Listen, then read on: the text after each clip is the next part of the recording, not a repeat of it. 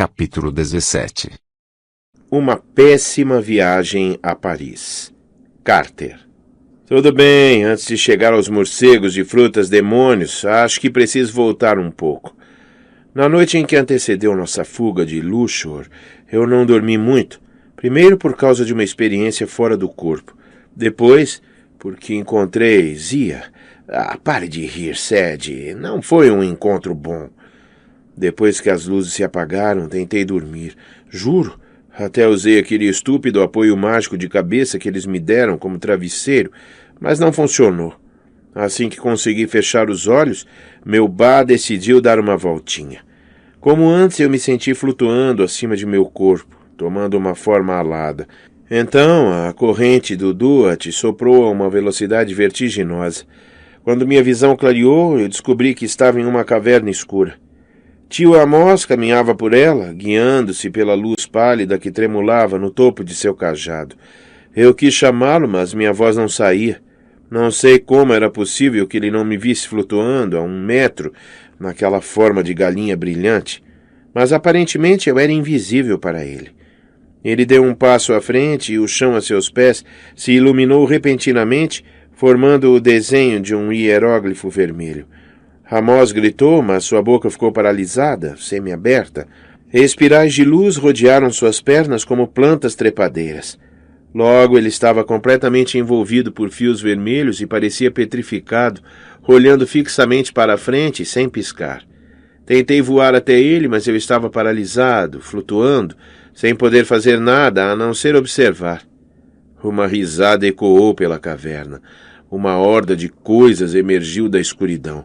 Criaturas que eram como sapos, demônios com cabeça de animais e monstros ainda mais estranhos, meio encobertos pela penumbra. Tinham se escondido para a emboscada, eu percebi, esperando por Amos. Diante deles surgiu uma silhueta de fogo. Set, mas sua forma agora era muito mais clara, e dessa vez não era humana. Seu corpo era emaciado, magro e negro, e a cabeça era de um animal feroz. Bonsoir, Amos, cumprimentou Set. Quanta gentileza ter vindo. Vamos nos divertir muito. Eu me sentei na cama, sobressaltado, de volta ao meu corpo, com o coração disparado. Amos havia sido capturado. Eu tinha certeza disso. E pior ainda, Set soubera de alguma forma que Amos iria até lá. Pensei em algo que Bastet dissera sobre como os serpopardos haviam invadido a mansão. Ela dissera que as defesas haviam sido sabotadas e que só um mago da casa poderia ter feito tal coisa. Uma suspeita horrível começou a borbulhar dentro de mim.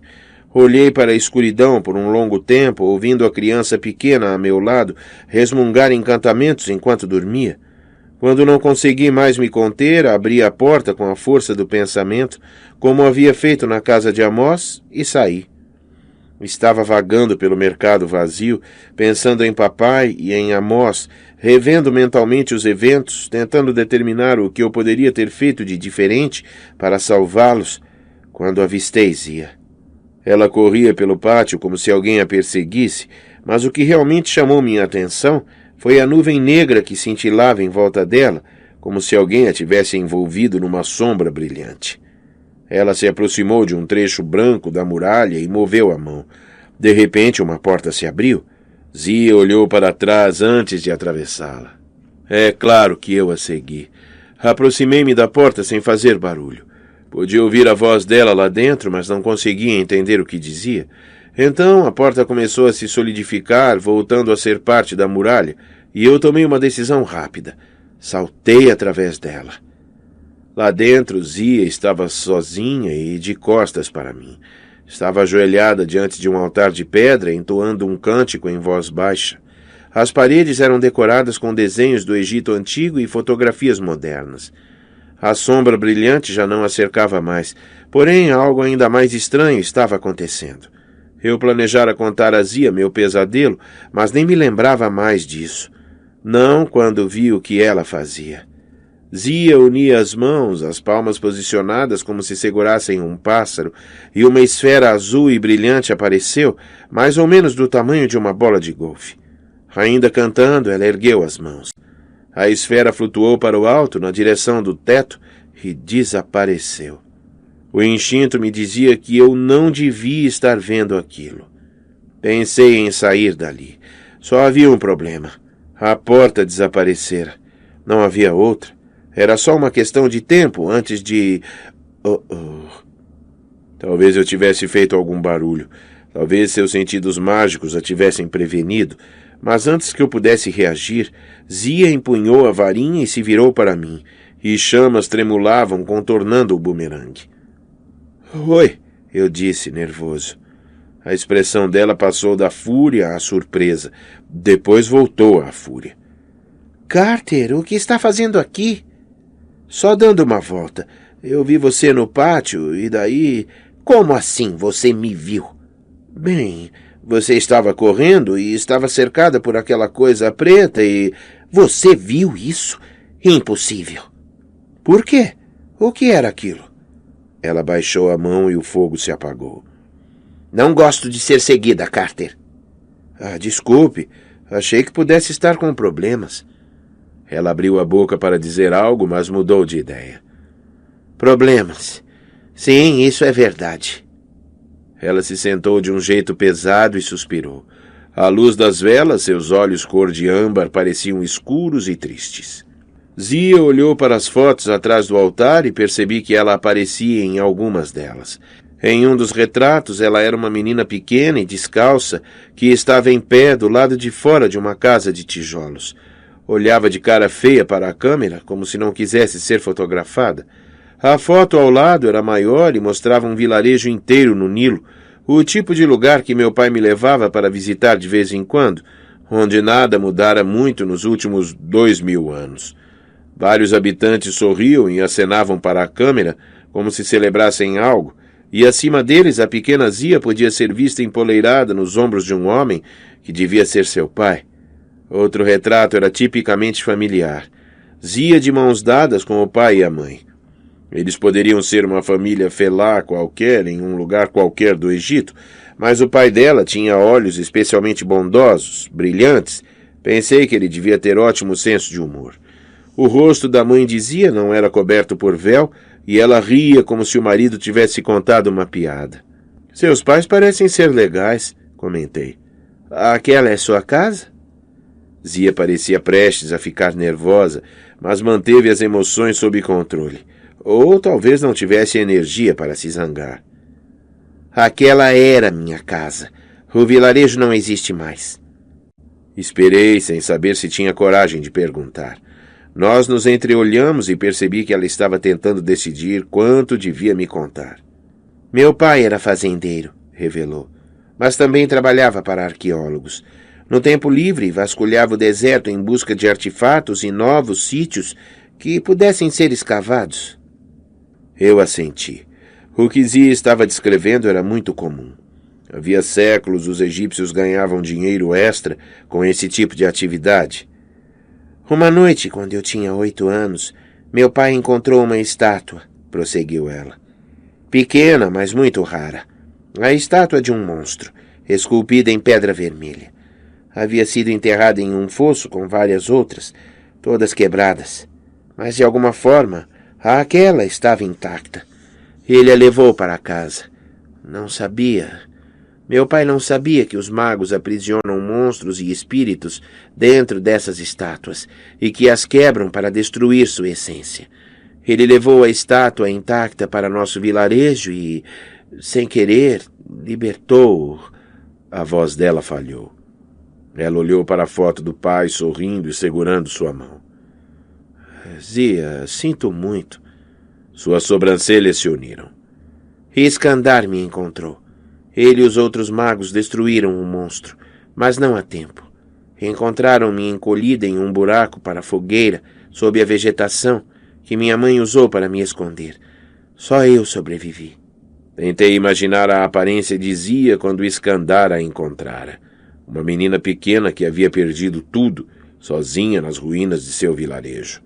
Era difícil imaginá-la desse jeito. Então, esta sala é um altar para sua família, supus. Vem aqui para se lembrar deles. Zia me olhou com a expressão vazia. Esse é o problema, Carter. Eu não consigo lembrar. E Skandar me conta meu passado. Ele me deu essas fotografias, explicou o que aconteceu, mas não tenho qualquer lembrança. Eu ia dizer que ela só tinha 8 anos, então percebi que eu tinha essa idade quando minha mãe morreu, quando Sadie e eu fomos separados. E me lembro de tudo com clareza. Ainda posso ver nossa casa em Los Angeles e como as estrelas brilhavam à noite sobre a varanda dos fundos, de onde víamos o mar.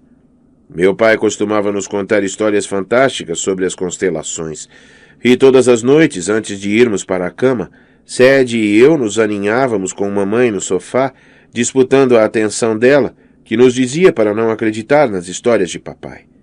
Mamãe explicava a ciência por trás das estrelas, falava sobre física e química, como se fôssemos seus alunos na faculdade. Pensando nisso agora, eu me pergunto se ela estava tentando nos prevenir. Não acreditem naqueles deuses e mitos. Eles são perigosos demais. Lembrei-me de nossa última viagem a Londres, ainda uma família, de como mamãe e papai pareciam nervosos no avião. Lembrei-me de nosso pai voltando da casa de nossos avós depois da morte de mamãe e nos dizendo que havia acontecido um acidente. Antes mesmo de ele explicar, entendi que era grave, porque nunca tinha visto meu pai chorando antes. Os pequenos detalhes que haviam se perdido me deixavam maluco.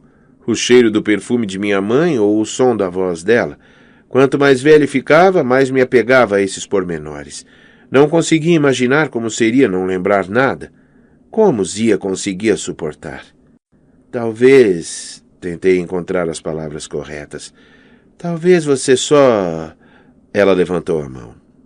Carter, acredite em mim. Eu tentei lembrar. É inútil. Skandar é a única família que já tive.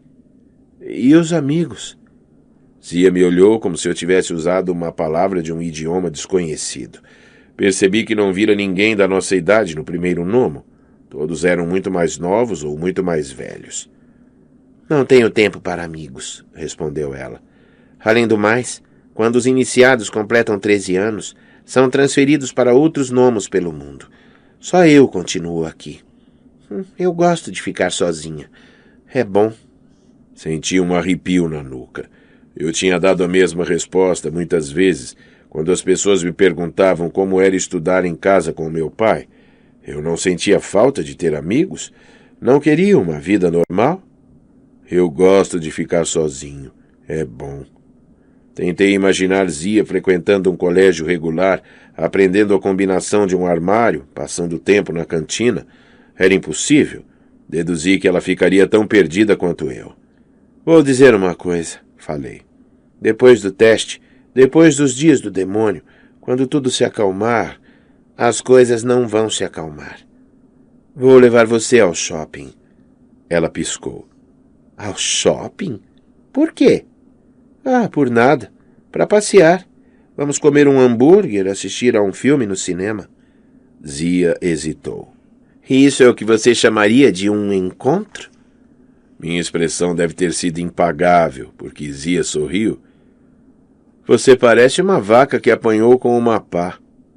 Eu não quis, só queria... Ela riu e de repente ficou mais fácil imaginá-la como uma aluna comum. Vou esperar ansiosamente por esse shopping, Carter, disse ela. Você é uma pessoa muito interessante, ou muito perigosa. Vamos ficar com o interessante. Zia moveu a mão e a porta reapareceu. Agora vá, e tome cuidado. Na próxima vez que me espionar, poderá não ter tanta sorte. Eu já estava na porta quando me virei. Zia, o que era aquela nuvem preta e brilhante? O sorriso desapareceu. Um encantamento de invisibilidade. Só magos muito poderosos conseguem enxergar através dele. Você não devia ter conseguido. Ela me encarou esperando respostas, mas eu não tinha nenhuma. Talvez o encanto tenha se esgotado ou algo parecido, sugeri. E a esfera azul? Ela franziu a testa. O quê? Aquela coisa que você soltou e que subiu até o teto. Ela parecia confusa. Eu não sei do que está falando. Talvez a luz das velas tenha criado alguma ilusão. Silêncio desconfortável. Ou ela estava mentindo para mim, ou eu estava ficando maluco, ou não sei.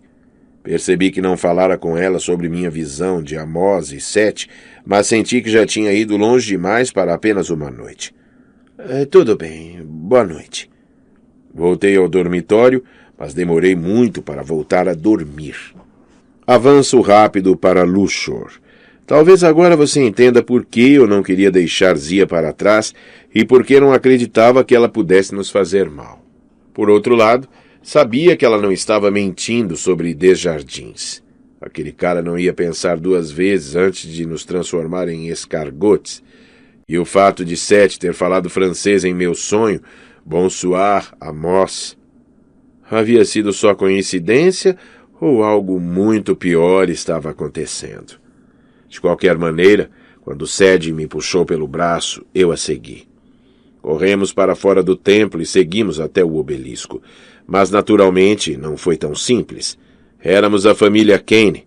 Nada conosco é simples. Quando chegamos lá, ouvi o som de um portal mágico se abrindo. Cerca de uns 90 metros adiante, um mago careca, vestindo túnica branca, saiu de um turbilhão de areia. Depressa, eu disse a Sede. Peguei a vara cajado em minha bolsa e a joguei para minha irmã. Como cortei a sua ao meio, use esta. Eu fico com a espada. Mas eu não sei o que estou fazendo, protestou ela, examinando a base do obelisco como se esperasse encontrar um interruptor secreto. O mago recuperou o equilíbrio e cuspiu a areia que entrara em sua boca, e foi então que ele nos viu. Parem! Sim, murmurei. Vou parar mesmo. Paris, Sede cochichou para mim. Você disse que o outro obelisco fica em Paris, certo? Certo. Não quero apressar você, mas... O mago ergueu seu cajado e começou a recitar. Eu toquei o cabo da espada. Minhas pernas pareciam estar virando manteiga. Seria possível invocar aquele guerreiro falcão outra vez? Tinha sido legal, mas era só um duelo. E o teste na ponte, quando desviei aquelas adagas, aquilo não parecia ter sido eu. Até então, toda vez que empunhara aquela espada, havia tido alguma ajuda. Zia estivera por perto, ou Bastet. Eu jamais estivera completamente sozinho. Dessa vez, era só eu. Era loucura pensar que eu poderia enfrentar um mago experiente. Eu não era um guerreiro. Tinha aprendido em livros tudo o que sabia sobre espadas, a história de Alexandre o Grande, os 3 mosqueteiros, como se isso pudesse ajudar. Com Sede ocupada no obelisco, eu estava sozinho. Não está, disse uma voz dentro de minha cabeça. Ótimo, pensei. Estou sozinho e ficando maluco. Do outro lado da avenida, o mágico disse em voz alta. Sirva a casa da vida! Mas eu tinha a sensação de que ele não estava falando comigo. O ar entre nós começou a tremular. Ondas de calor brotavam das esfinges, dando a impressão de que elas se moviam. Então eu percebi que estavam se movendo. Cada uma delas rachou ao meio e aparições fantasmagóricas surgiram da pedra, como borboletas deixando seus casulos. Nem todas estavam em boa forma. As criaturas espirituais saíam das estátuas quebradas sem cabeça ou sem os pés. Algumas mancavam em 3 patas, mas pelo menos uma dúzia de esfinges estava em perfeitas condições, e todas vinham em nossa direção, cada uma do tamanho de um Doberman, feita de fumaça branca como leite e vapor quente. E eu que tinha pensado que as esfinges estavam do nosso lado. Depressa, falei para a Sede. Paris, anunciou ela, erguendo o cajado e a varinha. Quero ir para lá agora. 2 passagens. Primeira classe seria ótimo. As esfinges avançavam. A que estava mais próxima se atirou sobre mim e, por pura sorte, consegui cortá-la ao meio. O monstro evaporou em fumaça, mas emitiu uma explosão de calor tão intensa que tive a sensação de que meu rosto ia derreter. Mais 2 fantasmas de esfinge se lançaram sobre mim. Havia mais uma dúzia a alguns passos atrás delas. Eu sentia a veia pulsando no pescoço. De repente o chão tremeu. O céu escureceu e Sede gritou. Isso! O obelisco brilhou com uma luz roxa, vibrando com a força dessa energia. Sadie tocou a pedra e gritou. Ela foi sugada para dentro e desapareceu. Sadie! Berrei. Nesse momento de distração, mais 2 esfinges atacaram, derrubando-me no chão. Minha espada escapou.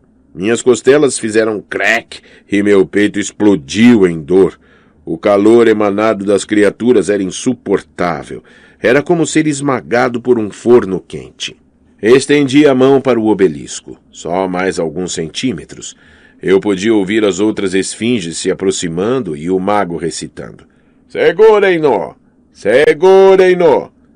Com a pouca força que me restava, inclinei-me para o obelisco, sentindo todos os nervos de meu corpo gritando de dor. Meus dedos tocaram a base e o mundo ficou preto. De repente eu estava deitado na pedra fria e molhada. Estava no meio de uma grande praça pública. Chovia muito e o ar gelado me dizia que eu não estava mais no Egito. Sadie estava perto de mim, gritando, apavorada. A má notícia. Eu tinha levado 2 esfinges comigo. Uma delas saltou de cima de mim e se aproximava de Sadie. A outra continuava em meu peito, olhando-me, as costas emanando vapor de chuva, os olhos brancos e leitosos bem perto de meu rosto. Tentei lembrar a palavra egípcia para fogo. Se eu pudesse incendiar o monstro, talvez, mas minha mente estava dominada pelo pânico.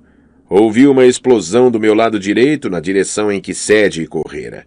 Esperava que ela tivesse conseguido fugir, mas não tinha certeza. A esfinge abriu a boca e formou presas de fumaça que nada tinham a ver com reis do Egito antigo. Preparava-se para morder meu rosto quando uma forma escura surgiu atrás dela e gritou. Manges de muffins! Corte! A esfinge se dissolveu em fumaça. Tentei me levantar, mas não consegui. Sadie se aproximou cambaleando. Carter, você está bem? Eu pisquei para a outra pessoa, aquela que me salvara, uma figura alta e esguia em uma capa de chuva preta com capuz. O que ela tinha gritado era comer muffins? Que tipo de grito de guerra era esse? A figura tirou o casaco e surgiu, então, uma mulher vestindo malha de acrobata com estampa de pele de leopardo, sorrindo para mim, mostrando as presas e os olhos amarelos que brilhavam como lâmpadas. Sentiu minha falta? Perguntou Bastet.